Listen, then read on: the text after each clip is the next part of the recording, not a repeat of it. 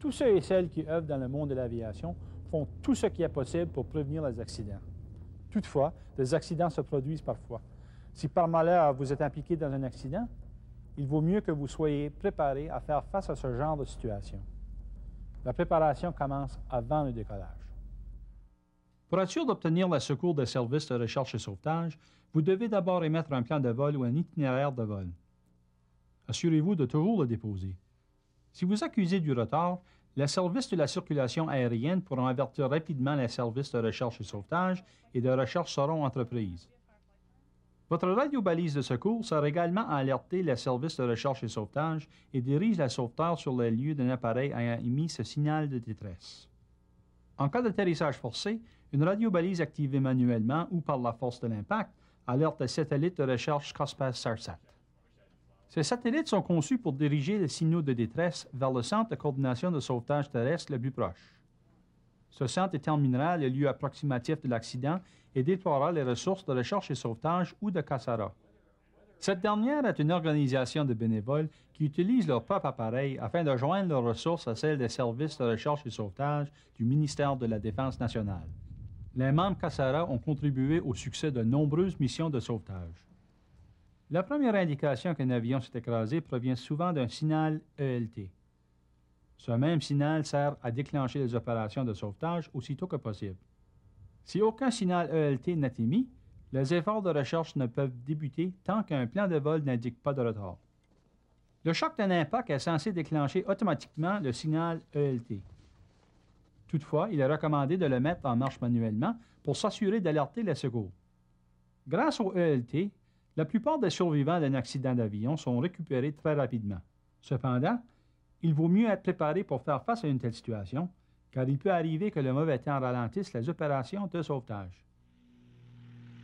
Bien qu'il soit plus confortable de porter des pantalons courts et une chemise à manches courtes en été, il existe des dangers de feu lors d'un atterrissage forcé.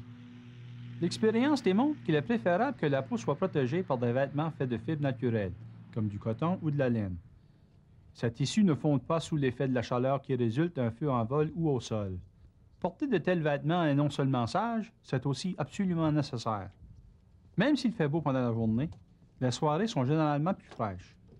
Le passage soudain d'un front froid ou de la pluie peuvent rendre toute période d'attente avant le sauvetage plus dangereuse que l'accident lui-même. Il est possible de se préparer en fonction d'une situation difficile grâce à quelques principes de survie de base. La première règle consiste à toujours porter un manteau. Si vous ne le portez pas, assurez-vous qu'il soit à la portée de la main. Un manteau ou une veste appropriée pour le vol devrait avoir de nombreuses poches permettant d'y ranger des articles de survie. Parmi ces articles, il devrait y avoir des allumettes dans un contenant à l'épreuve de l'eau. En été, un produit contre les moustiques peut s'avérer d'une aide précieuse. Une lampe de poche servira à guider les aviateurs qui se portent à votre secours. Un couteau de poche, en particulier un modèle à usage multiple, est un outil indispensable. Enfin, un miroir servira à attirer l'attention des pilotes d'avions de secours durant le jour.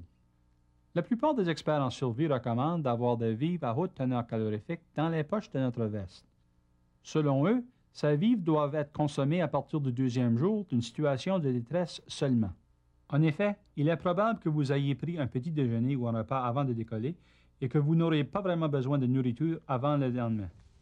Ce qui s'apporte dans les poches d'une veste ne constitue que le strict nécessaire. À bord de l'appareil, on devrait aussi trouver une trousse de premiers soins. Si vos activités vous emmènent dans une région éloignée, il est important d'avoir du matériel additionnel comme une hache, un sac de couchage, un moustiquaire et une tente, au cas où les secours tarderaient. Bien que le but des services de recherche et sauvetage soit de vous récupérer le plus rapidement possible, la condition météo ou un territoire difficilement accessible peuvent faire en sorte que vous demeuriez sur le site d'un accident durant quelques heures, voire quelques jours.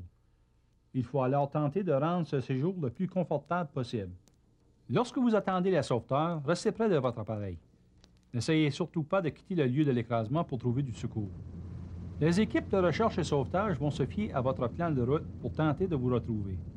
En règle générale, ils retrouvent d'abord l'appareil lui-même. D'ailleurs, il faut se rappeler qu'un signal de détresse provient justement de l'appareil qui s'est écrasé. Le système de recherche et sauvetage canadien est l'un des plus perfectionnés au monde. Heureusement, la majorité des opérations de sauvetage se terminent très rapidement.